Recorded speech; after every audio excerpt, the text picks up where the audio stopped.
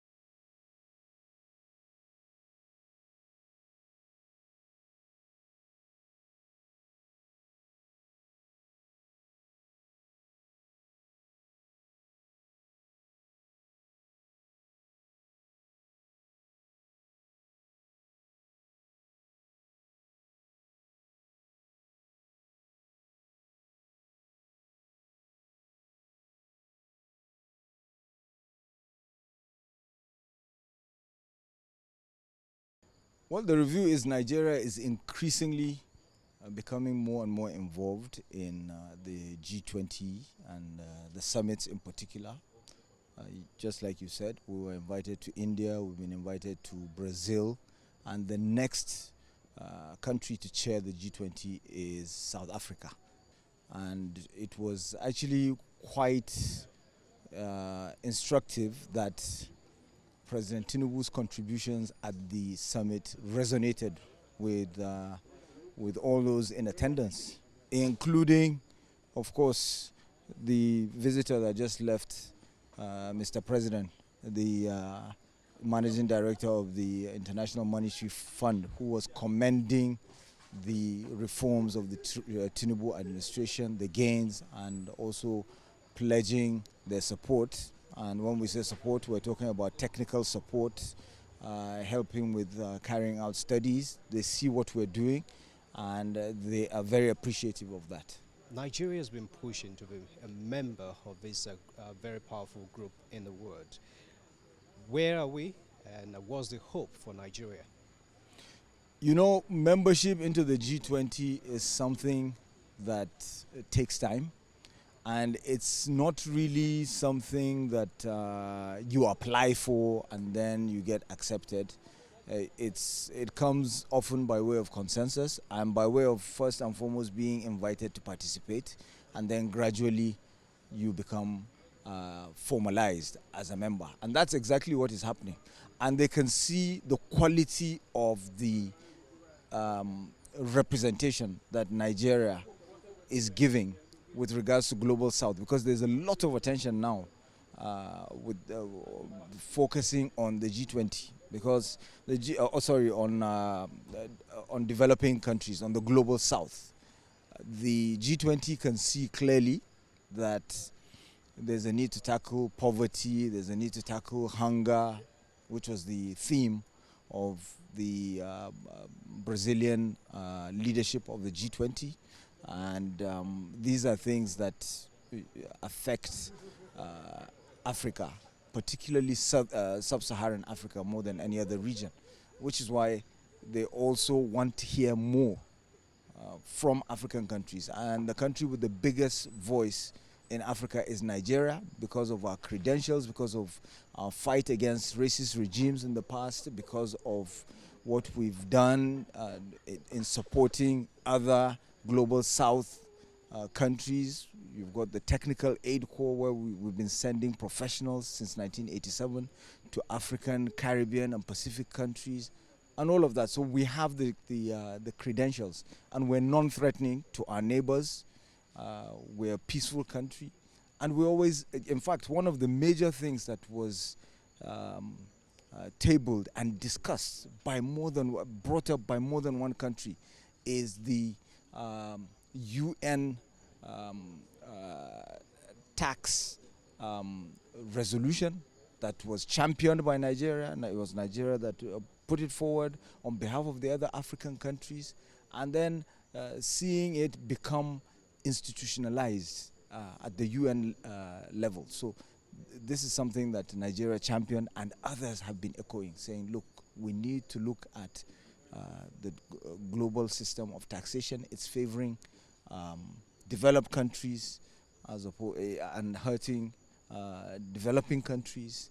And you have a lot of businesses, conglomerates, you've got these corporate giants that are from the developed global north that are participating or making gains in the developing global south, and they're not paying taxes, and it's unfair. And if we continue to do that, we can't keep on paying lip service to the issue of hunger, the issue of poverty. We need to tackle that, and they can see the connect, how it affects them as well if something is not done about it. So for us, it's really a badge of honor that everybody is echoing this UN global tax reform, something that Nigeria championed. And again, HM, that now Nigeria committing to the Global Alliance Against Hunger and Poverty, what does it mean for the country? Well, it means that we will continue to do more of what the Tinubu administration is already doing in terms of social programs, social investment, cash transfers, and also social services, so education, health, and also what we're going to do in terms of food production, in terms of, in fact, one of the things that we were engaged in while we were here was the agreement being signed between Nigeria and Brazil on agriculture, on improved seeds, on seeds technology, so that we improve the yield. Because you can see what Brazil did here. They had a savanna that was more or less barren because the yield from it was very low in terms of agricultural output. But what they did was, because of the research that they've been doing for so many years, they were able to come up with a solution. They apply lime, they apply phosphate, and they turned it into one of the most fertile and prolific regions in the world in terms of soybean production. So we're partnering with them on that. We have the Green Imperative also that is looking at agricultural projects in our local governments at that level. We are also looking at several other sectors, within livestock. So the Minister for Livestock was here in Brazil, but he actually even went to Sao Paulo because there was a lot. It wasn't just G20, there was a lot happening in Sao Paulo, which was focusing on agriculture, focusing on business. There was government-to-business meetings, there was business-to-business meetings. We're now looking at a bilateral air service agreement. I think about 2 companies are being put on the fast track to be flying because it's 8 hours. It's not right that we have to fly all the way to Europe to get to this place when it's only an 8-hour flight. First you fly from Nigeria to Europe, 6 hours, then you fly from Europe to Brazil, another 10 or 11 hours. Something is not right. And we used to have a direct flight from Lagos to Brazil in the 70s and 80s. So this is what we're trying to bring back. There's so much value. And the governor of Niger State was also here. There was an MOU also that was signed. There was an agreement that was signed. And it's a $5 billion offtake agreement for ethanol.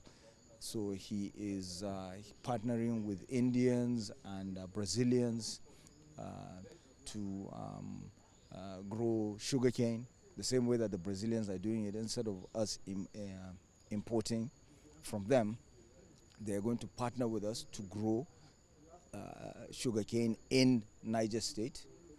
that would be utilized for ethanol, that would also give us the opportunity to earn carbon credits through it. So it's an entire value chain. So a lot has happened. Thank you so much. Thank you. So the president received today the MD of the International Monetary Fund, and she came specifically to commend the president on the reforms that the president started. They are very strong reforms, very difficult to implement and sustain, and the IMF is so pleased that we've been able to sustain it, and especially because they're beginning now to see that the reforms are effective and that the benefits are now beginning to be felt by Nigerians. So they came to pledge more support for the reforms and for the administration, and specifically offering technical assistance for budget support. So now we are in our budget phase where we are beginning to design our budget. And so the IMF is saying, oh, they can actually give us technical support for budget design and budget implementation to make sure that the budget is effective. And actually, we're focusing on the areas in the budget that we should focus on to give us maximum benefit and for the economy to feel the rebound. Second area for technical support that they're offering is in the area of our fiscal, monetary, and structural reforms.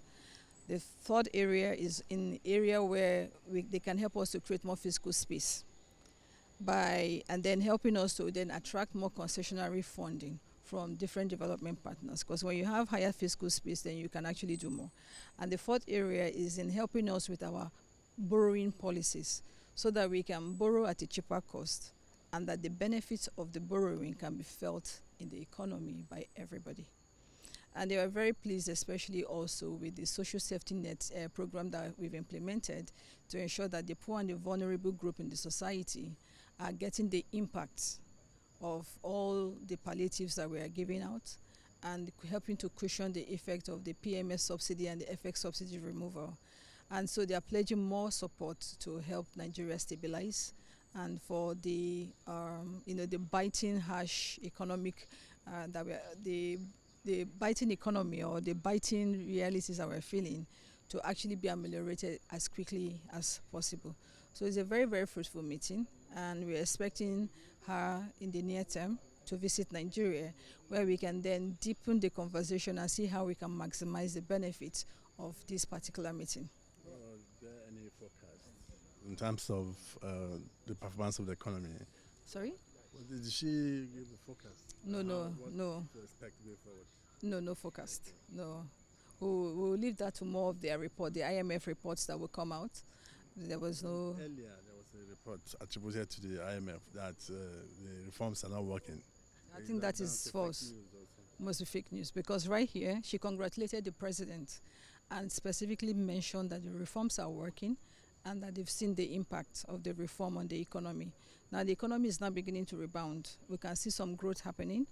You know, like we all know, it's going to take a little bit of time, but as soon as all the reforms take root, the harsh economic environment and the suffering of the people will be a thing of the past. And that's what we're committed to. And we hope so, Honorable Minister, but Nigerians are having some perceptions about the IMF already, particularly in terms of the advice they've been given over the years. Are they giving any advice now, or what are they bringing on the board for Nigeria again? Oh, yeah, IMF will always give you advice, especially for low-income countries and vulnerable middle-income country. We're a vulnerable middle-income country.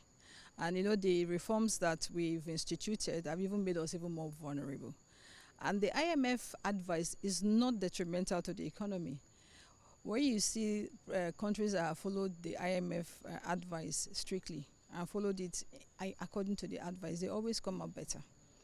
And yes, I understand the negative perception, but now we've instituted the reforms on our own. We didn't even do the reform based on IMF advice.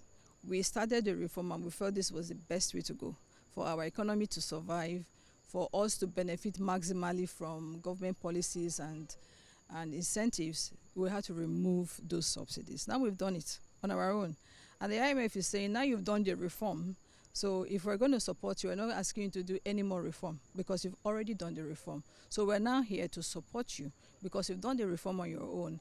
How much more can we now give you to stabilize your economy and for the people, the citizens, to feel the impact of these transformational policies and reforms that we've instituted?